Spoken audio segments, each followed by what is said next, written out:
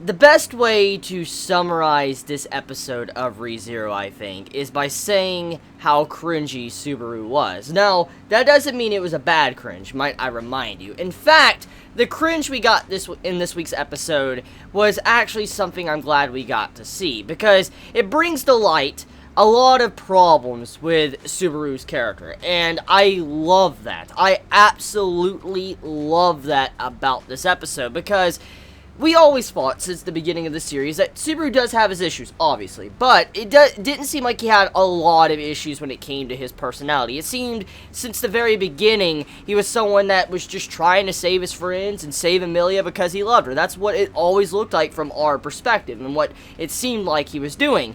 And now in this episode, all these problems that was underneath the surface that we never got to see were brought onto the table, and we're like, holy shit, I can't unsee the true person that is Subaru.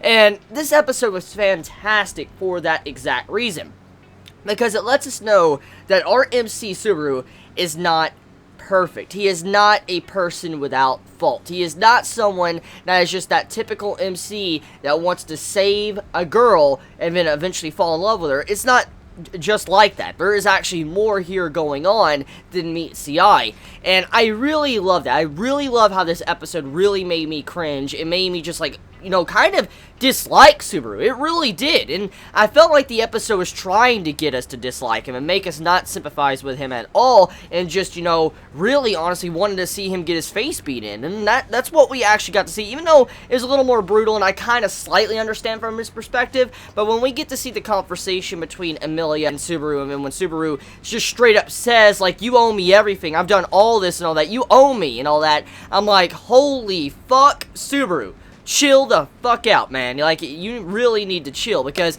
that right there was a line Subaru crossed that he can't really go back on. And I'm going to go on a limb here and say, I don't want Subaru to take the easy way out and reset everything. I don't. I do not want Subaru to reset all that happened in this episode. Now, hear me out. This is the reason why. Because what we got here, what we got in this episode, was really good character development for Subaru, because we now know more about his personality, but also Emilia and Subaru have a very, very honest conversation with each other. They straight up say what they want to say. Emilia says what she wants to say to Subaru. Subaru says what he wants to say to her, even though he can't really say everything he wants to say because, you know, he can't, you know, reveal anything about what's going on with him. Still, he says these certain emotions that most likely were true.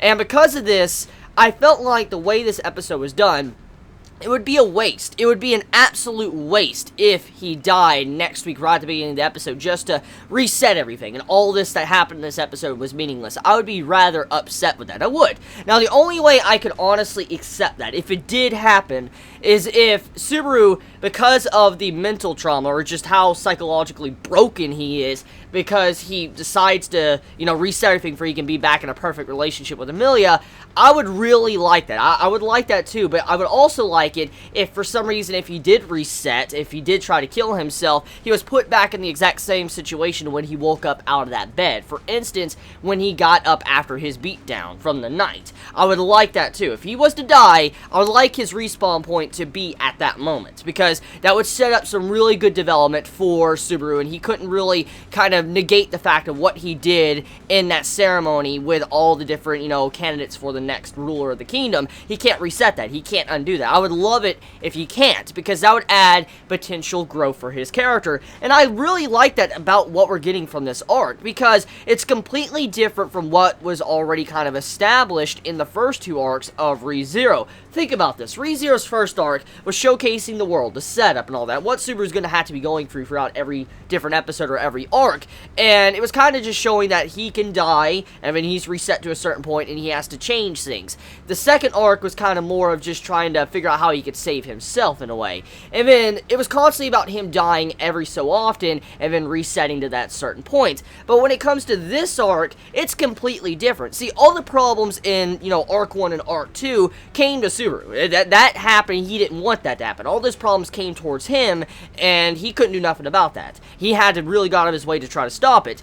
But in Act 3, what we got currently going on right now, we have it to where Subaru has caused all these problems for himself. He is the one that is causing all these issues throughout this entire arc. He is the one that's put his own self into this situation to where he's getting in, disputes with other knights, to where you have it to where Amelia just pretty much breaks up with him and says, I don't want nothing to do with you, to the point to where he has a mental breakdown. So, because of all this was brought on thanks to Subaru himself. He is the one that caused all the, tragedy in this episode, these last 2 episodes. It was thanks to his actions he caused, which I talked about in my last week's, episode review of ReZero. So I really appreciate that, how this arc is completely different in terms of vibe, theme, and where it's going with its direction, because it's not just going to be about death. I mean, I'm not going to say there probably isn't going to be death, because there probably will be. I mean, it's that type of series.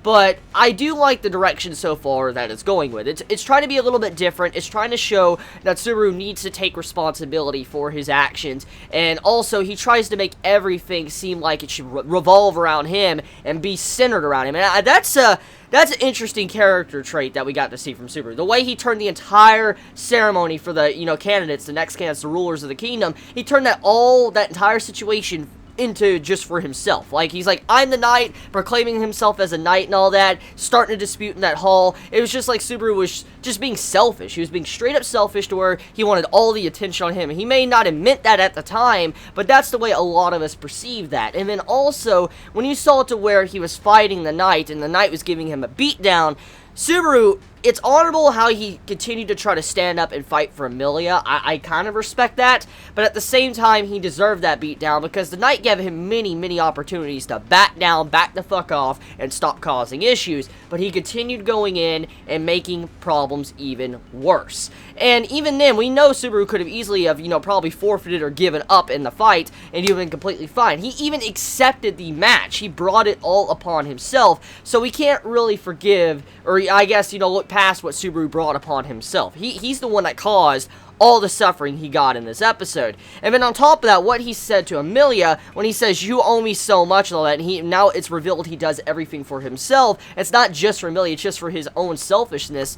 That's such an awesome thing to see. I love what we got to see with Subaru's character and how much development he got. Hopefully, like I said, it doesn't reset, this doesn't go back to zero, we got, this, continuously going on, because this can really offer a great turning point for Amelia and Subaru's relationship, because, I mean, look, if Subaru and Amelia, if it doesn't get reset, Subaru's going to have to go to Amelia and ask her forgiveness and ask her an apology or whatever. He's going to have to, like, can you please forgive me? And then maybe they can make up and they'll be stronger friends than they already were. That's a possibility. So, let me know your thoughts in the comments below. You all have a wonderful day or night wherever you live. Please be safe.